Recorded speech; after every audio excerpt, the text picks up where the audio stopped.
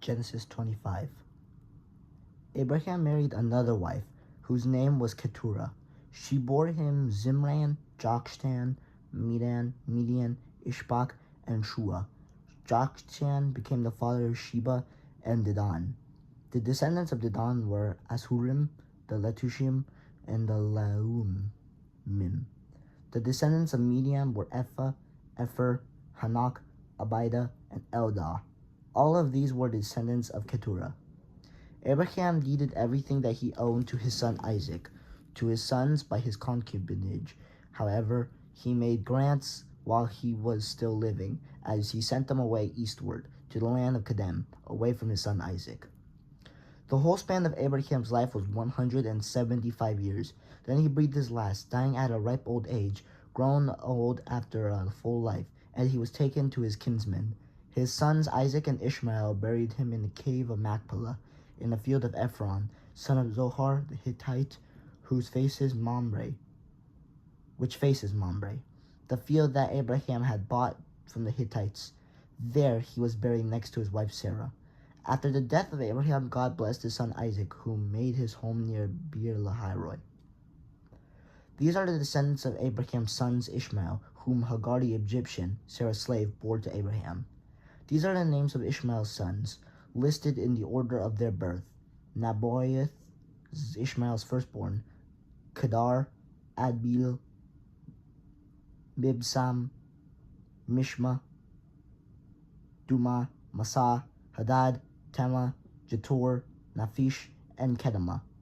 These are the sons of Ishmael, by their names by their villages and encampments, 12 chieftains of as many tribal groups. The span of Ishmael's life was 137 years. After he had breathed his last and died, he was taken to his kinsmen. The Ishmaelites ranged from Havilah by Shur, which is on the border of Egypt, all the way to Ashur, and each of them pitched camp in opposition to his various kinsmen.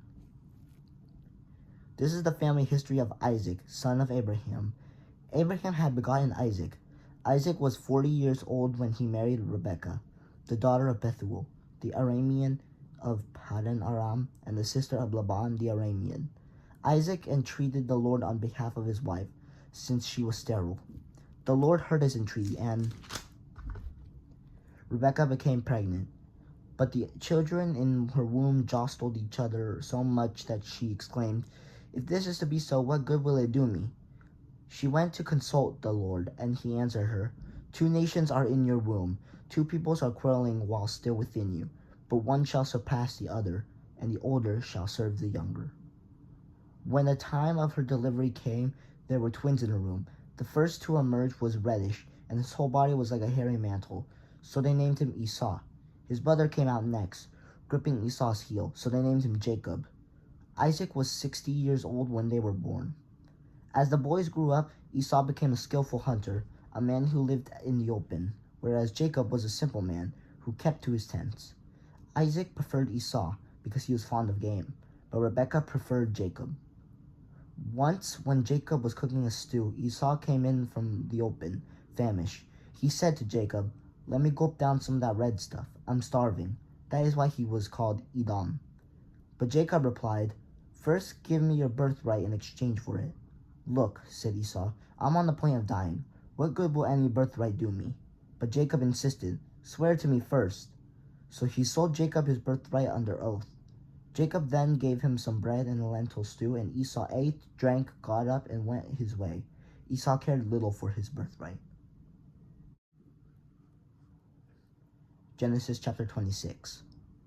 There was a famine in the land, distinct from the earlier one that had occurred in the days of Abraham. And Isaac went down to Abimelech, king of the Philistines, in Gerar. The Lord appeared to him and said, "Do not go down to Egypt, but continue to camp wherever in this land I tell you. Stay in this land, and I will be with you and bless you, for to you and your descendants I will give all these lands in fulfillment of the oath that I swore to your father Abraham. I will make your descendants as numerous as the stars in the sky, and give them all these lands. And in your descendants all the nations of the earth shall find blessing. This because Abraham obeyed me, keeping my mandate, my commandments, my ordinances, and my instructions. So Isaac settled in Gerar.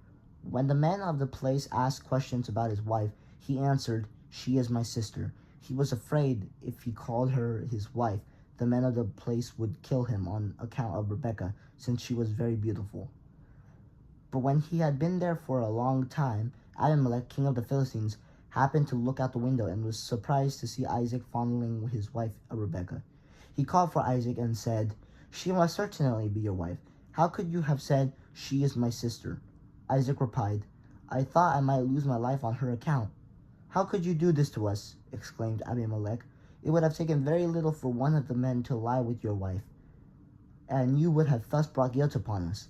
Abimelech therefore gave this warning to all his men: "Anyone who molests this man or his wife shall forthwith be put to death." Isaac sowed a crop in that region and reaped 100-fold the same year.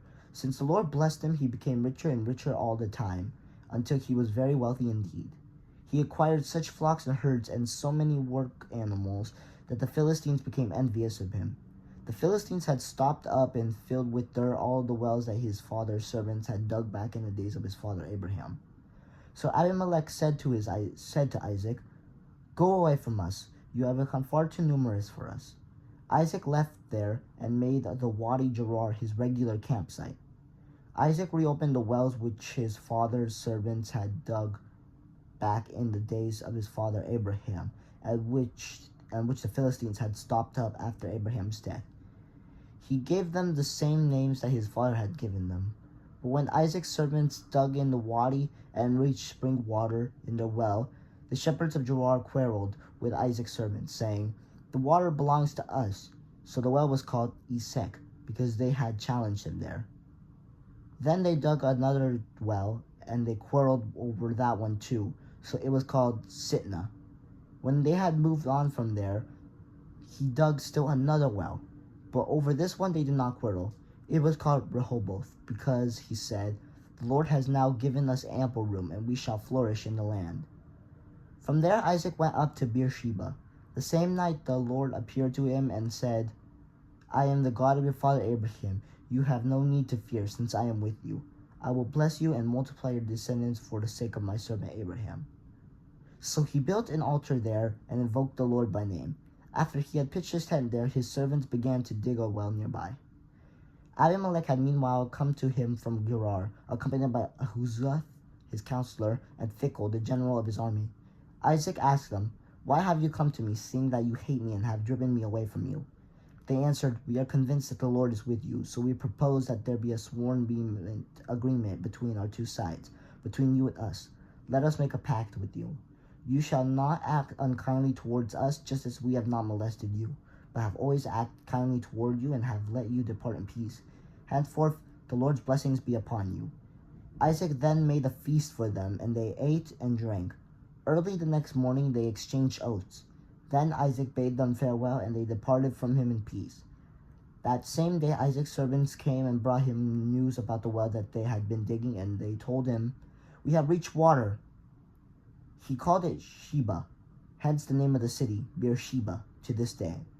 When Esau was 40 years old, he married Judith, daughters of Beeri the Hittite, and Basemath, the daughter of Elon the Hivite. But they became a source of embitterment to Isaac and Rebekah. The word of the Lord.